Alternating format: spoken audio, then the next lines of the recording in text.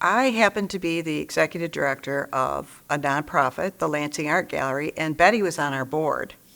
So I got to see her every month at the board meetings, and she would drop in and check on us in between and talk a lot about the stories of her childhood, and she would talk about her travels to Europe. She used to go every year, travel around the world to Poland and Germany. And she was full of stories and advice of retail. So we got to know each other quite well that way. One of the stories that Betty used to tell me was when she was in the 4th grade, she was finally allowed to walk downtown by herself. She lived in Saginaw. Her parents lived in Saginaw, and her uncle owned a retail store. I believe it sold luggage, leather goods and luggage. And as soon as she could go downtown by herself, she would run there after school and hang out. She knew from that point on that retail was what she wanted to do as an adult.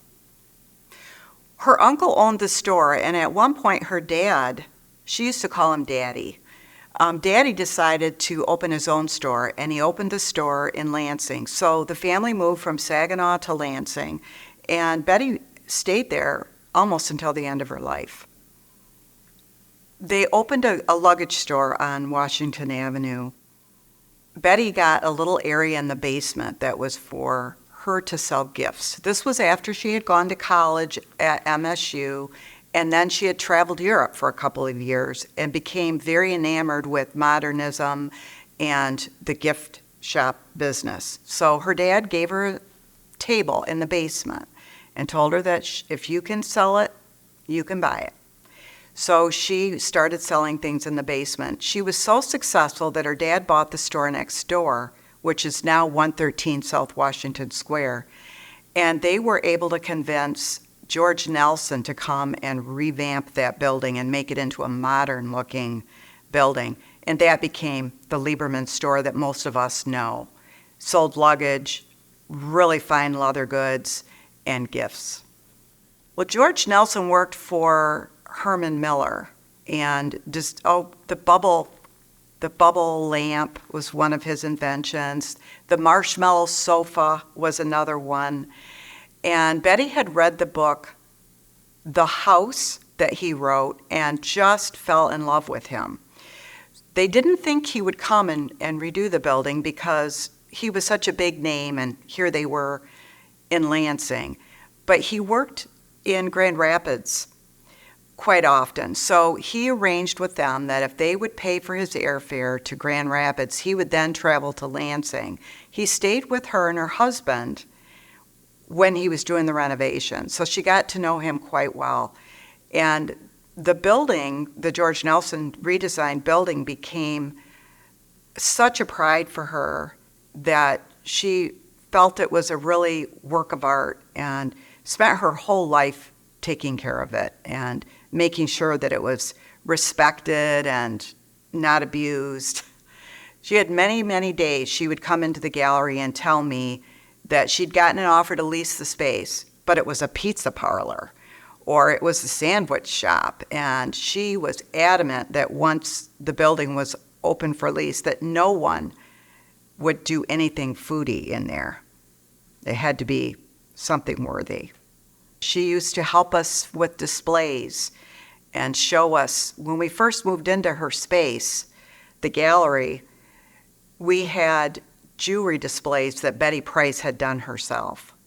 She spent days and days doing our jewelry displays for us, cutting the boards, covering the boards with fabric, and doing the jewelry displays. You know, Betty used to tell me stories about the secretaries and how the secretaries would come on their lunch hour and look at the purses and the luggage and the other gift items, and one of them would buy something. And then they would take it back to work and show the other secretaries, and then they would all come back and buy one.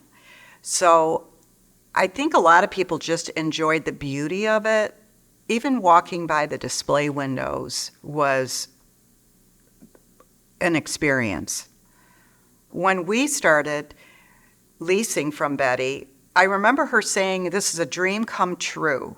She gave the gallery, which was a nonprofit, an incredible deal because she wanted the space used appropriately. And then when the gallery ended up moving, it sat vacant for quite a while, and it's again a gallery. Well, Betty went to MSU and she met her husband, and then she ended up going, her husband was called to the War Department during World War II, and she had to leave Lansing and go to Washington, D.C. And she talked to me a lot about where she was going to live in Washington, D.C., and how important it was that you live in the right neighborhood. So she said she put on her best suit and gloves, and she went door to door in the neighborhood that she wanted to live in and knocked on the doors and said, I need a space to live. I don't require much. And eventually she found someone that rented her a room, and so she said we had a proper address. She could have stayed in D.C., but she really wanted to come back to Lansing. I think that was one of the things about Betty that really intrigued me, was her devotion to Lansing. She went to Europe for a couple of years after college, could have stayed, but came back to Lansing. She went to D.C., could have stayed, and chose to come back to Lansing. Lansing was her home. Well, she really treated everyone as if they were a potential buyer, and used to say to me, someone that walks in and leaves with nothing, it was because something wasn't done right. She felt that you had to know your product. You had to know the history behind your product. You had to know the artists behind your product.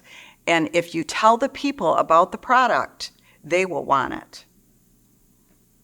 I think she would have been appalled. She was appalled when something went out the front door that wasn't gift wrapped. So I can't even imagine. Now, if you would personally gift wrap it and hand deliver it in your car, I think she would have approved. But no, I don't think Betty would have approved of Amazon. That's a tough one because she really supported the arts. She was a real strong supporter of the arts. She did fundraisers for the Wharton. She supported the gallery any way she could, including being on the board. She gave us this fabulous lease that we would never have been able to afford because she wanted us to succeed. So the arts, I would probably say, is, Lieberman's, even though it was a retail store, was artful. She collected glass. And I remember her telling me, we had paintings in the back part of the gallery, and she said to me, it looks very nice, but you need to mix in some glass bowls. If people are not interested in a painting, they might not go back there. But if you mix in a glass bowl here or there, they'll go back for the bowl, and then they might buy a painting because they fall in love with it. So we did. We mixed in glass bowls, and she taught me a lot about retail. Her grandfather was from Germany, and I believe in the 1890s moved to Saginaw Street, or not Saginaw Street, Saginaw, Michigan. And she grew up in Saginaw through her elementary years, but then her father, when he opened the store in Lansing, they moved from Saginaw to Lansing, and then she was here she was here until probably a year before she passed away. Her son, who lived in Wisconsin, took her home with him because she wasn't able to stay by herself. She lived to be 99. She was 2 weeks shy of her 100th birthday. But most of those 99 years were, and not all 99, but most of those years were in Lansing. Michael was very politically active. He would come to the gallery every day and check, as directed by his mom. And he would talk about politics quite a bit. So I would imagine he was also quite a chef. So he would talk about food. He cooked for his mother, and he would talk about different rallies at MSU that he had been to. Well, she raised her boys to be protective of her building, to be protective of the arts, to respect the arts.